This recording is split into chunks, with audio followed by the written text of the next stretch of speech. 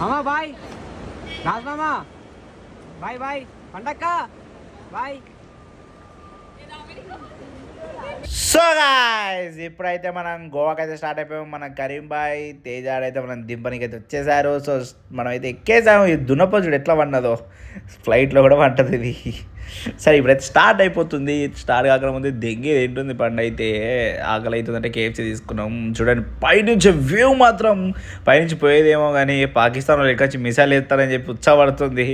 అప్పుడే ఆకలి అవుతుంది. బర్గర్ అయితే తీసుకున్నాం, తింటున్నాం, తినేస్తాం. దున్నపోతే ఎట్లా నాకు చూడ వాష్రూమ్ వచ్చి అని చెప్పి ఉచ్చగా అయితే వచ్చా.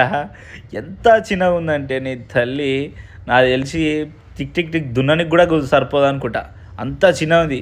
ఇదంతా ఒక మిస్టరీ అయితే ఇప్పుడు ఒకటి చూపిస్తాయి చూడండి. నా ఉత్సాహ పడ్డదరా బాబు, అది సౌండ్ ఎట్లా వచ్చిందంటే అంత ఘోరంగా వచ్చింది. సో ఇప్పుడైతే మనం వెళ్ళిపోతే పొగలు వస్తుంటే పాకిస్తాన్ వాళ్ళు వచ్చి దగ్గర అయిపోయింది నా బతుకంతా అయిపోయింది నాకు గుర్తు చెక్కేస్తారు అనుకున్నా. కానీ అది చేస్తే అది ఏంటంటే ల్యాండింగ్ మూమెంట్లో ఏదో చేస్తారంట, వాళ్ళని అడిగితే తెలుసుకున్నాం. చూడు ఇప్పుడైతే ల్యాండ్ అయిపోయినాం, గోవాకి అయితే ఎంట్రీ ఇచ్చేసాం. ఎంట్రీ ఇవ్వగానే నా కొడుకులు తాగి గుద్ద తెంగించుకొని అంటారు. పండుతో మాట వెల్కమ్ టు గోవా. ఏంది ఇందాక వేరే డ్రెస్ ఉండే ఇప్పుడు? బయటికి వెళ్తున్నాం మన ఇద్దరం. Oh my God fuck. చల్ల అవుతుంది మా. సో గాయస్ మనం దిగంగానే అయితే రూమ్ తీసుకున్నాం గుద్ద వాళ్ళకి రూమ్ అయితే మనం ఇప్పుడు చూద్దాం లైట్ ఆన్ చేసి ఎట్లుందో రూమ్. కానీ చక్కని మరిచింది రూమ్ లైట్ ఆన్ చేయగానే.